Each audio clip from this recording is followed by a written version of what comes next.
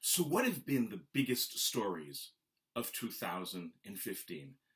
I know everyone is asking that, but not so many places are asking what have been the biggest religion stories of 2015 and how have they affected all of us, whether we're religious or not.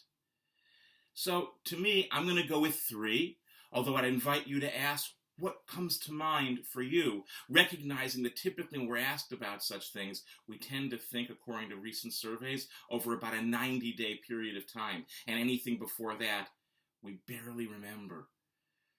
Aside from religion, just think how long ago stories like Cecil the Lion and a plane crashing into the German Alps all feel.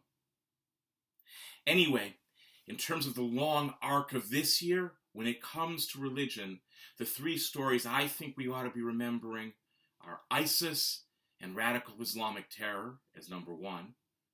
Number two, Pope Francis and his ministry around the world. And third, the Supreme Court's affirmation of all people's right to marriage, including same-sex couples. What in the world did those three stories have to do with each other? All three are stories pointing us toward faith and freedom. Fundamentally, the story of ISIS and Islamic terror around the world is the story of a people who can't manage to understand how to celebrate who they are without dreaming of and acting on the desire to impose it on others.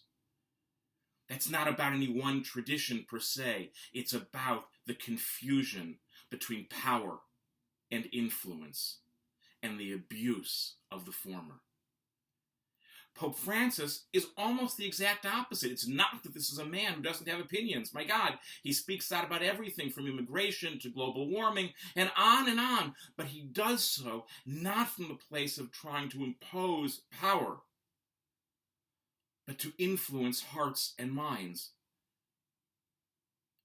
That's a lesson for all of us, whatever faith we follow. In fact, what's so interesting about Pope Francis is that it is his awareness that it's about influence, not power, that allows him to say things which often confuse others, so-called progressive on some things, so-called conservative on other things, defending old church teaching on some things, seeming to move in a new direction for church teaching on other things, because in the end, it isn't about the teaching, it is about the people he wants to hear the message. It isn't about imposing anything, but it is about a dream, whether we agree with it or not, a dream of influencing everything. And where I think you can see these two trends rubbing up against each other the most, right here in the United States on a regular basis, is in the reaction to the Supreme Court's decision on same-sex marriage. Not in general, but among one group. Young evangelical Christians. More than half of evangelical Christians under the age of 35 supported this decision. Not because they support gay marriage, which they do not, but because they support freedom of conscience and religion as a part of the evangelical faith they follow. They support the idea that we live in a country which extends equal rights, privileges, and freedoms to all people, whether they happen to follow our faith or not.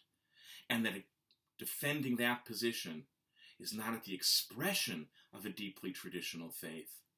It is, in fact, a part of it.